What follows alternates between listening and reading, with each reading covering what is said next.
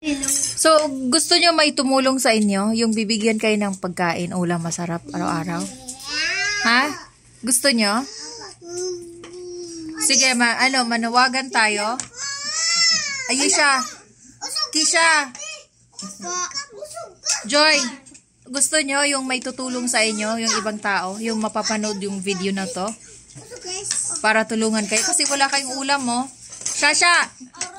Dito urong, kayo di kita si Ayesha, di kita yung bungi niyang ngipin. Ano, gusto nyo? Gusto nyo? Attention please. Diyos ko, Ginoo. Attention muna. Ano, gusto nyo? Para may ulam kayo, wala kasi kayong ulam. Manawagan tayo. O sige, magpakilala muna. Ikaw muna, Shasha. My name is Shasha. Dali na, huwag kang tumawa. Bilis na kayo, di pwede My name is Shasha. Okay, next. My name is Hanazu. Okay, next. My name is Kisha. Kisha. Next. Ayesha, urong ka dito. Kaya natakpan ka ng mga plastic. Is Ayesha. Ayan. So, manawagan kayo. Anong gusto nyo na itulong sa inyo ng mga tao na yung mapapanood tong video na to? Makakapanood sa video na to. Ha? Dali na. Anong gusto nyo? Ulam? Oo, kaya nga ano nga gusto nyo? Dali na magsalita kayo.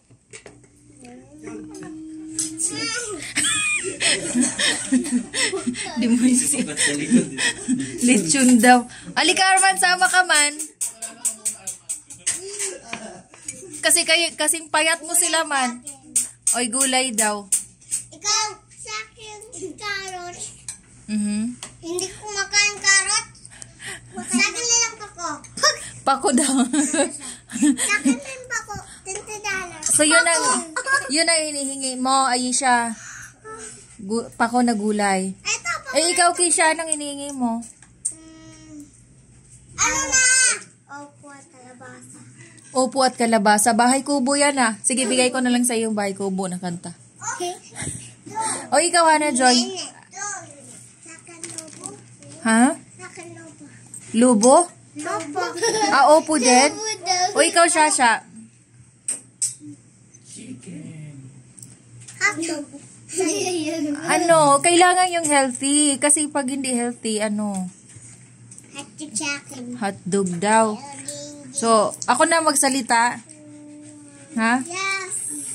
So, nananawagan po ako. Naintindihan niyo ako? Yes. Sige. Gusto niyo warayin ko? Yes. Hindi maintindihan ni Joy English si Joy Ulos. Hindi naintindihan nila yung Tagalog So, mga kaibigan, 4 po itong mga bata na to. 4 sa waray. Araw-araw po sila walang ulam. Huwag mo muna pakita yung ulam, Erwin. Araw-araw po silang walang ulam. Kaya nananawagan po ako. Ako po pala ay si Daisy. At ako yung auntie nila. Hoy, wag ka dyan. So, uy, attention, wag kayo, makinig kayo sa akin. So, yung nanay po kasi nila, ang dating trabaho ay, nanlalalaki.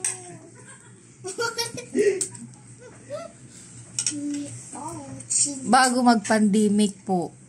So, yun yung pambili nila yun yung yung source ng income ng nanay nila para pakainin sila. Alam niyo yung nanlalalaki? Yes. Ano yun? Kisha, alam mo si Kisha? Yung nagpapahalik sa kung sino-sinong lalaki. Ito. Para bayaran yung nanay nila ng pera at pambili ng ulam. Sila ng dalawa, naggalito sila. Hindi nila naintindihan So, isa pa po sa dating trabaho ng nanay nila ay nagbibenta ng drugs. Shabu. Naintindihan nyo yun? Opo. Ano yun? Shabu.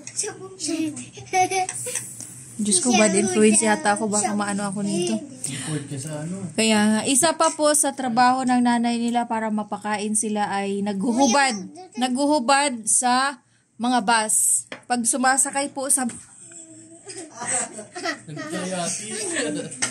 Pag sumasakay sa bus yung nanay nila, hinuhubad lahat ng kanyang damit. Ay, hindi ako yung... Tapos yung ibang mga lalaki doon na kasakay niya ay nagbibigay ng pera. So, yung perang binibigay sa nanay nila, yun yung pinabibili ng ulam. Kisha, dito ka! Kasi para bigyan ka ng pustiso. Dali, dito, kay walang ngipin.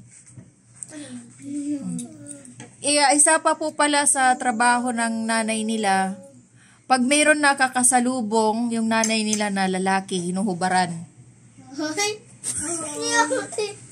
Ano ba yan?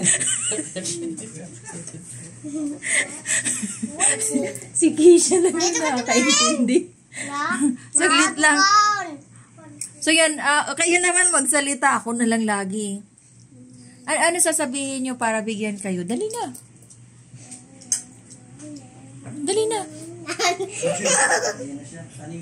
Ano nga sasabihin nyo? Hindi ko alam. Hindi ko alam rin. Kisha, ano sasabihin mo? Ano? Mama, magbago ka na.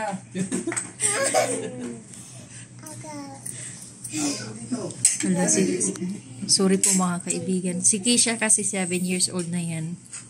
So, parang si Kisha lang yata yung nakakaintindi sa apo. Hoy! Kisha, hindi yun totoo ah. Nagtago na si Kisha. Sige na.